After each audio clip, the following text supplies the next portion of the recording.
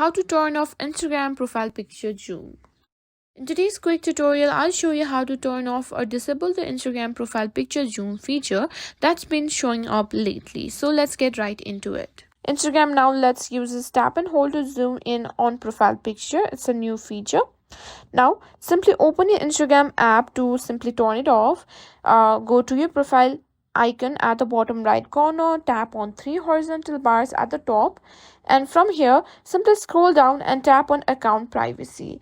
What you need to do is simply toggle that option on and make sure your account is private for more security. Now, once you've done that, simply go back to your main profile picture. Once you've done that, simply tap on edit profile. Here, as you can see, edit picture or avatar, simply tap on it. Here, simply go to the avatar option and simply toggle that option, that is add to profile picture, on, so that when they try to zoom in or pinch on your photo, that the avatar will appear.